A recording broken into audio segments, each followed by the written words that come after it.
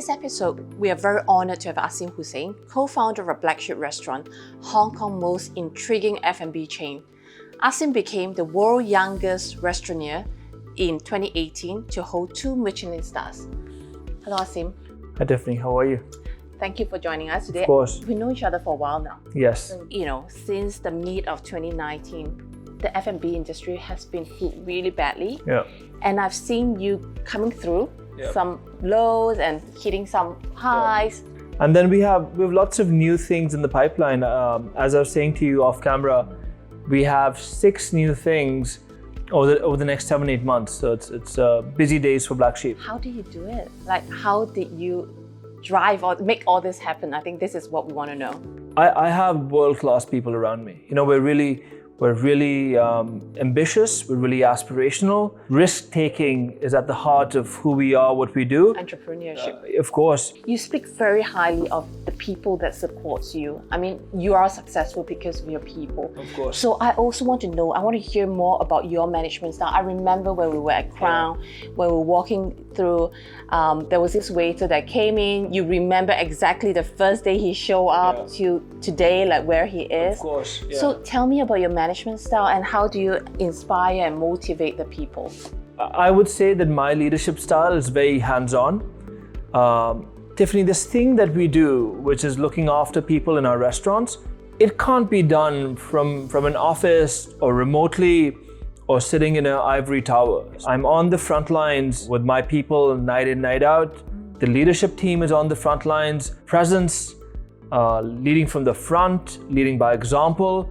Every single time I walk into a Black Sheep restaurant and the people that welcome me has that passion, that's what impressed me. What you say is correct, like, leading from the front. I know that part of the Black Sheep group, your management team, people sitting in the office has to come rotate on the floor just to be part of the team, to know what the operation people is going through. Regardless of what position you are, everyone works in the restaurants. My amazing director of partnerships is behind camera in this room. She was working at the restaurants this past Friday night. The same night, our CFO was working at our pizzeria. Regardless of what position you hold, you've got to do a few shifts in the restaurants. I'm a big believer in that our magic happens on the front lines. That's where the guests are.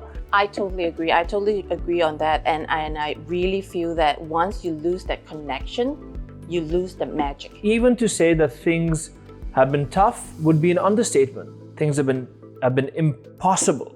I'll even share with you, at the height of the pandemic last year, 2020, and I can say this now because we're safe. There was will to continue, but there were some nights where we did not know how we were going to make it to next week. Things were that dire for us. But now that we've survived, I think this adversity that we've been through has toughened us up. We've never wanted collective success for our community more. We've never been more aspirational, more ambitious. So I really think I really think that's it's going to be a good run for us from here on out. I'm sure what doesn't break you makes you. Of course, 100%. You have close to 30 or over 30 restaurants. We have 30 restaurants in Hong Kong, a lot more to come in Hong Kong. And of course, we're looking beyond Hong Kong now as well. I think our second city, we have 1 restaurant in Shanghai. So I should say our third city is going to be London. Looking forward? Yeah, we're looking forward to London. It's going to be, I know nothing about the London market and I'm sure we'll make lots of mistakes, but we'll have a lot of fun, I'm sure. You are under 40. Yeah. You are very successful. And you mentioned that you're willing to make mistakes. Can you give us advice to aspiring leaders like yourself who wants to be an entrepreneur like yourself? What sort of advice would you give them? Thank you so much for the kind words. First of all, I just want to say that I do not feel successful. I feel like we have a long, long way to go before we can pop open the champagne bottles. Our mission was to sort of come into the restaurant ecosystem in Hong Kong and completely disrupt. And this may be boring advice, but I would say that if you want to sort of go into your ecosystem, entrepreneurs that may be listening, watching, if you want to go into your ecosystem and disrupt, then your effort can't be good. It's got to be world class. We've had some success, But we made a lot of sacrifice for this success. And I'm not only talking about myself, everyone on my leadership team. We have this crazy obsession, maniacal obsession to this thing that we do, which is amazing food and drink, world-class hospitality, looking after people. So I think that if you want to make a dent, then good isn't good enough. Your inputs have to sort of be crazy. That is a really good advice. I think from speaking to you on several occasions today, I can hear your passion, I can hear how focused you are. It's really just giving everything you can and having a good team with you to rally against that. I clearly know who I want us to be.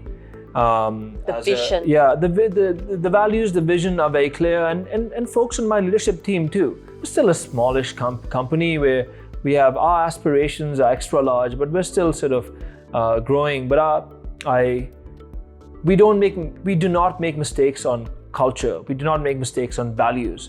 We'll make lots of other mistakes. We make lots of technical mistakes, but we don't make mistakes on values. With this, I'm looking forward to more successes of the Black Sheep Group, and I'm sure there'll be more to come.